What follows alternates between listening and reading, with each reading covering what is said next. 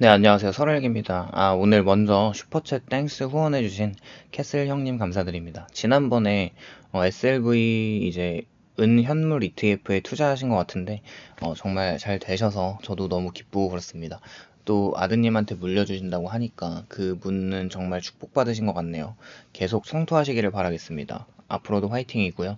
오늘은 대한민국 현실적인 직장인들의 삶에 대해서 한번 이야기해 보도록 하겠습니다. 이제 모든 사람들이 이 지금 말씀드리는 범주에 해당하는 것은 아니지만 통계청에서 발표한 월급이 이제 200만 원에서 300만 원 사이를 수령하는 직장인들이 좀 많은 것 같고, 그 삶이라는 점을 미리 말씀드리고요. 25년의 한국 사회가 이제 보면은 더 이상 예전의 한국은 아닌 건 맞죠. 어떤 의미로 과거에 월에 300만 원을 벌면 그래도 중산층 소리를 들었는데, 지금은 이제 200만 원에서 300만 원의 월급을 수령하면 생존의 이제 최저선이라고 하는 그 부분까지 바뀐 것 같아요.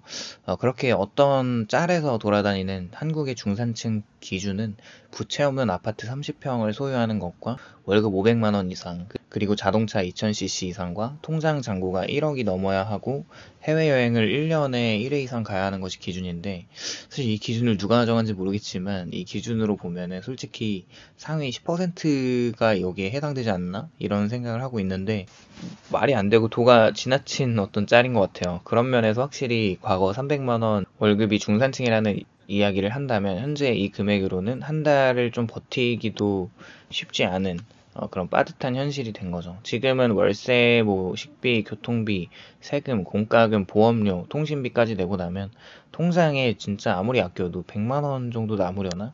뭐 이걸 이제 모으면은 진짜 대단한 거죠. 현실적인 월 소득 구조를 생각해 보면 세후가 한 250만 원 정도 되잖아요. 대부분의 서민층은 중소기업이나 서비스직이나 생산직, 사무보조 뭐 이런 곳에서 일을 합니다. 이것을 절대 무시하는 게 아니라 실제로 이제 일자리 통계를 보면 그래요. 대한민국에서 대기업에 종사하는 기업 규모별 일자리 통계를 보면은 대기업 근로자들 비율이 16.5%이고 8대 전문직이라고 하는 뭐 변호사, 변리사, 법무사, 회계사 뭐 이런 사자로 끝나는 뭐 세무사, 노무사, 감정평가사, 그리고 의사 같은 이분들의 비율이 한 0.34%라고 하는데, 대기업과 전문직 비율이 다 합쳐서 17% 정도에 불과합니다.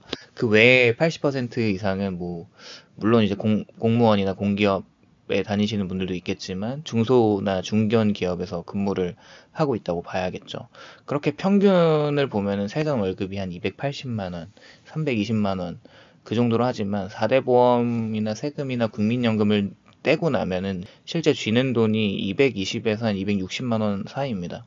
이 금액으로 지출을 나눠보면은 현실이 명확하게 드러나죠. 사실 소비를 극단적으로 줄이면 저축까지도 가능한 금액이지만, 한 달에 한 번 친구 만나 이제 밥 먹고 병원 한번 다녀오거나 뭐 경조사 한번 갔다 오면은 진짜 돈이 남지 않습니다. 이런 상황이 수년째 반복되면서 많은 서민들은 살기 위해서 일하는 게 아니라 빚이 있다면 그 빚을 막기 위해서 일을 하고, 그렇게 이제 보면은 20년도에서 25년까지의 물가 상승률이 엄청났기 때문에 그런 것 같아요. 22년 물가가 이제 YOY로 9.1%로 찍기도 했으니까 사실 실질 물가로 따지면 더 올랐다고 보고 거의 폭등했다고 봐야 할 것 같습니다. 그렇게 200만 원에서 300만 원을 버는 분들이 버티기 어려운 이유가 물가의 상승 속도 때문입니다. 20년대 초반의 팬데믹 이후에 한국의 실질 물가가 폭등했죠. 물가가 지금까지 1.5배 정도 늘었다고 해도 모두가 체감 물가를 보면 그것보다도 더 올랐다고 생각할 정도로 동의하실 거라고 보고 있고, 그럼에도 불구하고 웬만한 중소기업에 다니는 사람들의 월급은 그대로죠. 회사가 돈을 잘 벌어야지 직원의 월급을 올려줄 수 있는데, 그렇지도 못한 지금 매크로 환경, 그 이제 경기나 이제 경제적 환경을 생각해 본다면 오히려 동결이 되는 것보다 월급이 낮아지지 않는 것만 해도 감사할 일이기도 하죠. 그렇게 실질소득이 줄어든 것이고, 같은 300만 원을 벌어도 10년 전에는 그 돈으로 여유가 있었지만 지금은 생존조차 버거워진 겁니다. 통계청 자료에 따르면 24년 기준에 체감물가 상승률이 한 9% 정도라고 해요. 이게 이제 특히 서민의 필수 지출 항목인 식비, 주거비, 교통비, 의료비가 폭등했기 때문인데요. 사실 우리나라 이제 물가를 산출하는 구성에 이제 주거비 중에 주거비가 들어가지 않기 때문에, 특히 집값 올라간 게 들어가지 않기 때문에 이게 실질적으로 체감 물가가 더 상승해 보이는 것 같긴 합니다. 돈을 더 벌어도 사는 게 나아지지 않는 구조가 된 거고, 2, 300만 원을 버는 사람들의 최대 리스크는 투자 없이 만약에 살아간다면 그때 나타나는 인플레이션에 의한 줄어드는 실질 소득과 자산 가치의 하락이고, 사실 요즘 서민의 최대 부담이 고정비 지출이 지속적으로 올라가는 거잖아요. 솔직히 아무리 아껴도 이건 줄일 수 없는 지출이죠. 특히 주거비가 가장 큰 문제인 것 같고, 서울에서 200만 원 정도를 버는 사람은 원룸 하나 구하려고 해도 월세가 80에서 100만 원이 기본으로 깨지고, 부모님 집에서 같이 살다가 단순히 혼자 독립해서 자신만의 공간에서 살고 싶어서 나온 청년들은 미친 물가에 다시 부모님 집으로 기어 들어가는 현상이 많고, 지방에 살고 계신 부모님과 떨어져 사시는 청년이라면 주거비가 살인적이어서 그나마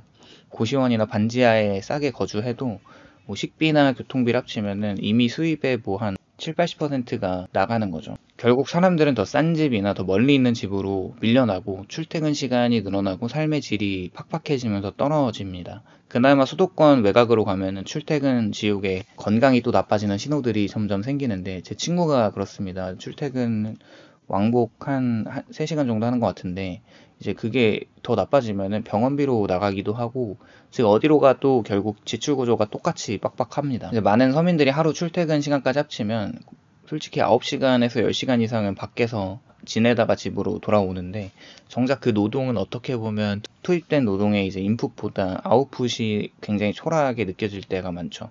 특히 단순 업무나 생산직이나 서비스직은 대체가 쉽기 때문에 더 그런 것 같고, 노동 강도는 센데 임금이 낮죠. 또 가난한 사람들은 열심히 일할수록 더 가난해지는 공식이 생기는데, 야근을 해도 주말 근무를 해도 그 추가 수당은 잠시 숨통만 트이게 할 뿐인 것 같습니다. 근본적인 해결책이 또 아니죠. 결국에 이 구조가 사람들에게 노동의 희생이라는 인식을 심어줍니다. 일단 그래도 또 이제 연애를 한다면 다음 스텝은 결혼을 또 하게 되잖아요. 근데 보통 2, 300만 원 버는 사람에게 결혼은 사치라고 생각할 수도 있고, 출산은 그 자체가 공포로 다가옵니다. 신혼집 전세금이 한 3억에서 5억을 넘고, 또 아이 한 명 키우는데 월에 한 150만 원이 든다는 현실에서 이 금액으로 가정을 꾸리는 건 불가능하죠. 물론 둘이 합쳐가지고 알뜰살뜰하게 잘 살아가시는 분들도 많지만, 그래서 요즘에 결혼을 포기하고 혼자 버티는 삶이 늘고 있죠. 그래도 어찌어찌 결혼을 해서 전월세로 전전하다가 청약이 당첨되면, 요즘 경기도 외곽도 신축이 6에서 10억대 분양을 한다고 하니까, 그렇게 분양을 받는다고 해도 앞으로 나가는 고정비 더 들어가게 되는 거고, 물론 그 집값이 계속 올라간다는 가정은 있지만 당장 생활비에 쪼들리는 건 어쩔 수 없는 현실이고, 아이가 또 태어나면은 육아휴직이 되어 있지 않는 상황에 이제 회사를 다니시는 분들은 외벌이로 전환하게 되는 경우가 부지기수인데, 그때부터 남자가 됐던 여자가 됐던 하루도 빠짐없이 일을 하면서 가족을 부양해야 되고, 뭐 어찌어찌 살다가 결국 노후 준비는 안 된 상태로 내 집 마련은 어찌어찌 했지만 현금이 없어서 만약에 직장에서 당장 잘리기라도 하면 정말 막막해지는 현실이 기다리고 있죠. 이런 뻔히 보이는 시나리오에서 결혼을 포기하고 혹은 아이를 포기하고 혼자 산다고 해도 사실 부담이 그렇게 줄진 않는 것 같아요. 오히려 주거비나 보험료, 세금을 혼자 다 감당해야 하기에 더 힘들 수도 있죠. 결국 서민들, 소시민들은 미래를 계획하지 못하는 사람이 더 많습니다. 인간에게 가장 공포스러운 것이 지금 상황이 나아지지 않는, 뭔가 희망이 없는 상태라는 건데, 이게 소시민으로 살아가는 것이 계속 버텨야 하는 현실이기 때문에 정신적인 부담으로 다가올 것 같습니다. 경제적인 압박은 단순히 돈의 문제에서 시작해서 정신 문제로 번집니다. 스트레스나 불안과 우울함과 무기력함, 체념, 이 5단어가 요즘 서민들의 일상인 것 같아요. 오늘은 어떻게 버텨야 되지? 다음 카드값은 어떻게 되지? 혹은 갑자기 해고되면 어떡하지? 회사에서 실적 압박들이 들어올 때 정말 무서워지고, 선배들이 한 명씩 나가는 것을 보면 내 차례는 언제 오는지 점점 두려워지고, 이런 생각이 반복되면서 삶의 의욕이 사라지죠. 하지만 그렇게 이제 소비는 하지만 행복하진 않습니다. 겉으로는 웃고 있지만 속은 점점 무너집니다. 솔직히 이런 현실에 대한 대안은 미친듯이 절약과 엄청난 투자 성과와 이제 내 몸값을 올리는 것과 소득을 올리는 것, 이게 이 네 박자가 맞춰져야 경제적인 자유를 달성할 수 있는 초석이 마련되는데, 이게 뭔가 신기루 같고 허상 같아 보입니다. 물론 정말 잘 풀려서 몇 년 더 일하면 은퇴할 만큼 자산을 축적해 놓으신 사람들도 많지만 대부분은 그렇지 않다는 거죠.